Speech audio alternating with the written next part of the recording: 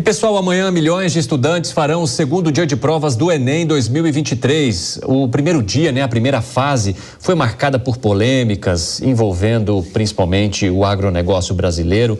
Várias bancadas que representam o agro se manifestaram sobre algumas questões que foram trazidas ali no questionário. E a gente vai conversar agora com a especialista em educação e ex-presidente do INEP, professora Maria Helena Guimarães de Castro. Professora, seja muito bem-vinda. Vou te chamar de professora, porque será eternamente. Seja muito bem-vinda, é um prazer recebê-la aqui no Jornal Jovem Pan. Gostaria de perguntar primeiro, diante dessa situação, de todo esse debate que a gente acompanhou envolvendo o primeiro dia de provas do Enem, e isso é importante também porque faz a sociedade se mobilizar e se manifestar diante desse exame que é tão importante para milhares de pessoas. Mas o que esperar desse segundo dia de provas? Bem, primeiro, boa noite, Evandro, um prazer estar aqui com vocês, boa noite falar com os ouvintes da Jovem Pan.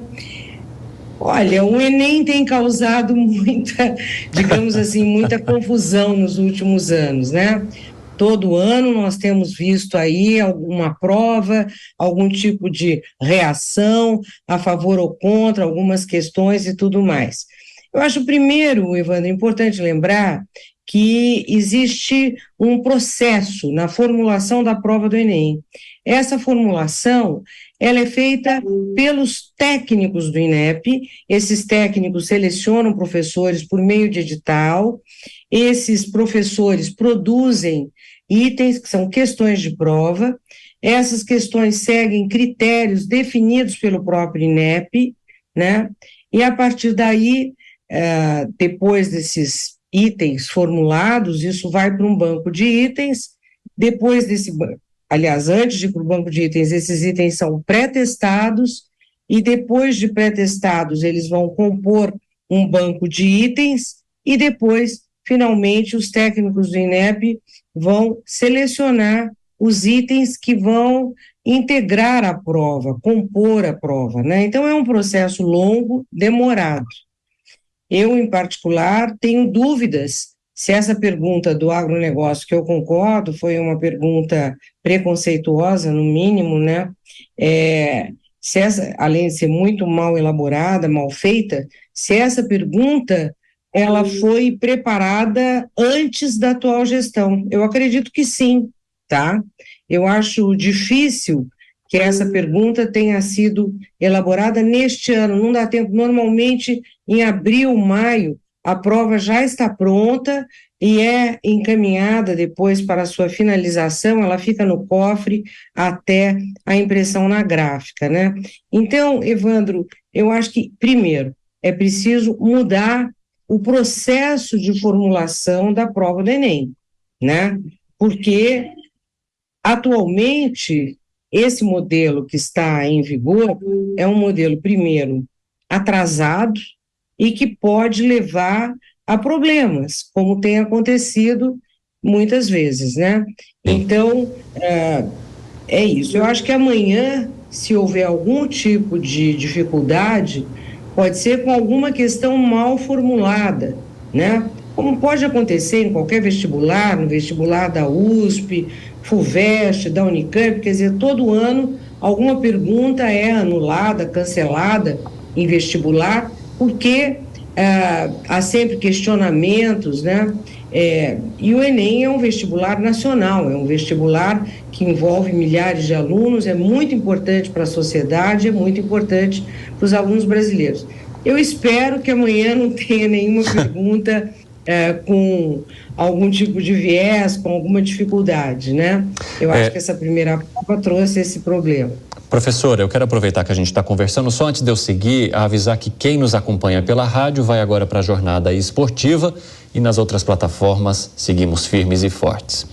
A gente acompanhou também ali no tema da redação, que é uma das questões que mais geram preocupação aos estudantes que vão prestar o Enem, a abordagem da rotina de cuidado das mulheres brasileiras, Que é uma questão que foi bastante elogiada por boa parte da sociedade, exatamente porque é um assunto que a gente não costuma tratar.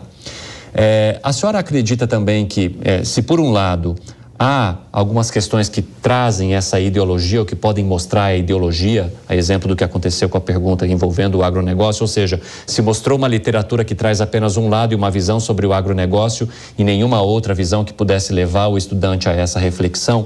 Por outro lado, o Enem também é capaz de garantir temas que possam gerar algum tipo de conscientização sobre questões que muitas vezes ficam ali inertes ou invisíveis para boa parte da população brasileira, professora? Olha, com certeza, Evandro, eu acredito que sim. Eu, em particular, gostei do tema da redação. Eu acho que é um tema muito relevante para a sociedade brasileira, não só pelo fato de eu ser mulher e achar que o trabalho da mulher realmente é importante, mas existe um problema concreto que é a invisibilidade do trabalho de centenas, milhares de mulheres nesse país, né? E que precisa ser não só reconhecido, como também é preciso que haja uma reflexão sobre isso, né? Há pesquisas já mostrando que de modo geral, as mulheres são as mais afetadas por uma carga de trabalho maior, além da invisibilidade, o fato de elas terem afazeres domésticos, trabalho externo, cuidar dos filhos, quer dizer, há levantamentos feitos até pela Fundação Getúlio Vargas, pelo IBGE, mostrando que o peso da carga de trabalho sobre a mulher é muito maior do que sobre o homem, né? Então, nesse sentido, eu acredito que sim, quer dizer, o Enem traz temas relevantes para a sociedade, traz temas muito importantes para a reflexão nossa, né? E para a reflexão dos alunos, para a sua conscientização. E acho importante que o Enem seja o mais plural possível. Por isso que eu defendo um novo processo de elaboração e formulação da prova, né? Eu acho que o ideal seria pensar num caminho futuro para o Enem, né? Com muitos professores elaborando itens, com a inteligência artificial sendo utilizada para selecionar os itens, organizar a prova de acordo com critérios pré-definidos, como já existe em outros países, né? Por exemplo, nos Estados Unidos, o SAT já tem um processo de formulação da prova muito mais desenvolvido, de acordo com as novas tecnologias, do que o Brasil. E o Enem, nesse sentido, ficou um pouco parado. Sim. Ele não mudou e não avançou. Professora, só para a gente encerrar a nossa conversa aqui, sendo conhecedora, né, do Enem de uma maneira tão intensa e também que consegue analisar, que recado que a senhora deixaria para os estudantes que vão prestar a segunda fase da prova amanhã? Que tipo de atenção que eles devam manter, falando do Enem, em comparação com outras provas de vestibular, que pode levar à eliminação de muita gente? Primeiro, ler com muito cuidado, atenção e foco o enunciado da pergunta. As questões do Enem, em geral, são muito longas e é importante que o aluno preste muita atenção. Comece a prova pelas questões mais fáceis, depois ele volta para aquelas que têm mais dificuldade, né?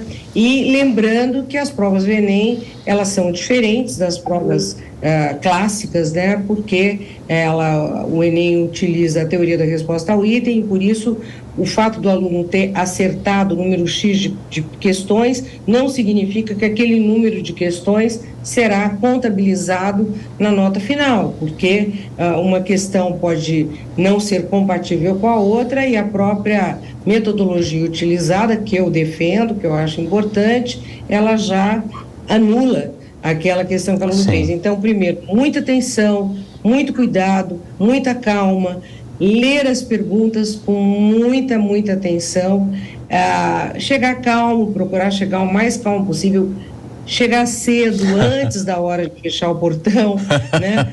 Dormir cedo. Eu acho que, assim, são questões básicas que os estudantes devem, de fato, cuidar no dia do Enem, né? Não deixar para sair em cima da hora, atrasar, ficar com medo do portão fechar, né? Essa coisa arada toda. Eu desejo uma ótima prova para todos os estudantes e espero que a prova de matemática e de ciências da natureza sejam provas, de fato, que não tragam nenhum tipo de problema, porque confesso que a questão, por exemplo, do agronegócio foi uma questão confusa, né? Que dificultou a compreensão do aluno. Até eu li uma matéria do ministro dizendo que provavelmente ele erraria essa questão. Então, muito cuidado, atenção, foco e sucesso. Muita sorte para fazer a prova amanhã. Muito obrigado, professora Maria Helena. Foi um prazer conversar contigo neste sábado. Ótimo fim de semana. Muito obrigada. Boa noite a todos os ouvintes da Jovem Pan. Boa noite. Um grande abraço. Reforço aqui o que disse então a professora Maria Helena, e pelo amor de Deus, não vai chegar tentar passar debaixo do portão fechando ou ficar ali implorando para as pessoas para deixarem você passar num espacinho de 10 centímetros porque se atrasou. Isso gera aquela emoção, né? A pessoa fica esbaforida, já entra para a sala de prova nervosa. Tem que ter um dia calmo para poder ler as questões gigantes do Enem e escolher as alternativas corretas. Boa sorte a todos os estudantes.